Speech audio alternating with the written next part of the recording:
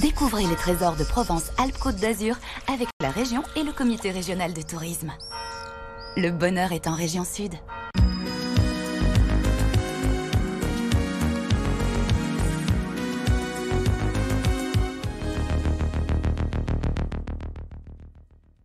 Bienvenue dans ce nouveau numéro de Passion Provence. Je vous emmène à Eyguines, dans les gorges du Verdon. Figurez-vous que ce village est l'un des berceaux du tournage sur bois.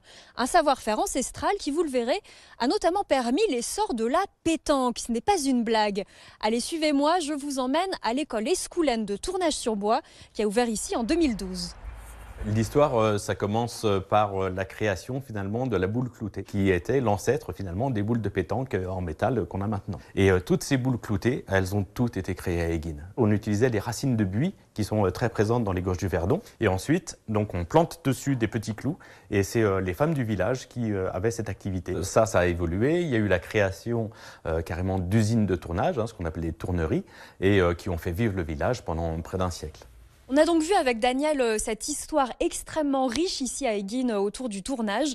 Mais Alexis, pour moi le tournage ça reste toujours un petit peu mystérieux. Qu'est-ce que c'est en fait? Alors, le principe du tournage sur bois, c'est de prendre un morceau de bois, de le mettre sur une machine qui s'appelle un tour à bois et donc de le tenir, de le faire tourner et de le sculpter avec donc différents outils pour fabriquer des pilons, des mortiers, des boîtes, ce genre d'objets. Et on essaye. Là déjà, ce qu'on va faire, c'est la première étape, c'est de passer donc d'une pièce carrée on va mettre en rotation et en fait, on va juste faire un cylindre. On va mettre ici en fait tout simplement la gouge, on va la poser sur le porte-outil, on va bien tenir la gouge, se mettre en contact et après, on va aller vers le bois en rotation.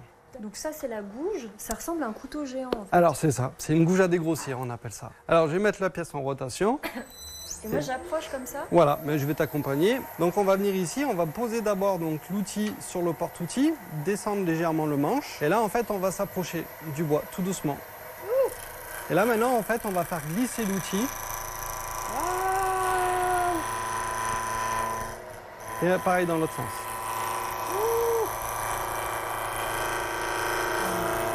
Magnifique. Tu veux essayer toute seule? Allez. Ah, j'adore. Descends un poil le manche, voilà. Voilà. Donc on arrête le tour. Donc le but nous c'est d'aller... Oula, c'est pas du tout rond encore. Tu vois que là pour l'instant on n'est pas encore arrivé au rond, donc on a encore les facettes. Ce qu'on va faire c'est qu'on va juste rapprocher un peu le porte-outil. Du coup on va remettre en rotation. Donc on va descendre le manche ici, là comme ça. Hop, on va choper le copeau. Voilà, là on a le copeau. Voilà. Et là... On ne croirait pas que tout le travail qu'il y a derrière juste un cylindre. Ah oui, si. L'objectif final est de créer des formes arrondies comme sur ce modèle. Sur le cylindre, on trace des repères au crayon, puis on enlève la matière avec une bédane. Et tu pousses en montant. Voilà, super. Oui. Parfait. Au top. Nouvelle étape, nouvel outil. Avec la gouge à profiler, on taille les arrondis.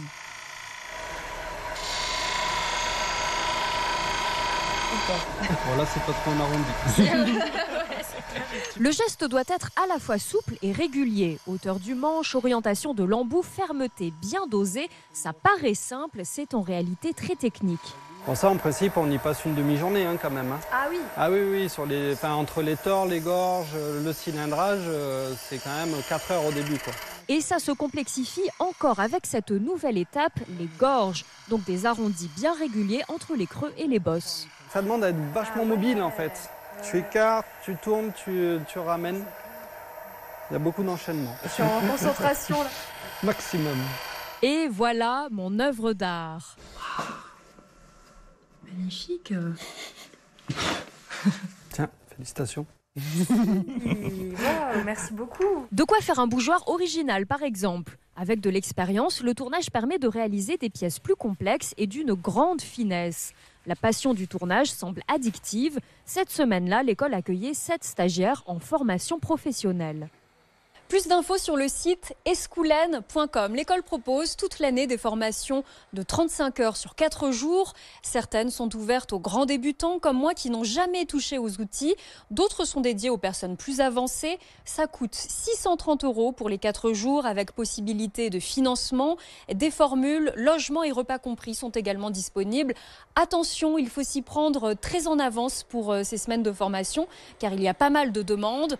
À noter aussi des journées d'initiation durant le mois d'août. C'est 120 €, toujours sur inscription. Et puis tout ce patrimoine autour du tournage sur bois, vous pouvez aussi le découvrir au musée des tourneurs sur bois, toujours à Eguines. Tout de suite, restez avec nous, c'est la page gourmande.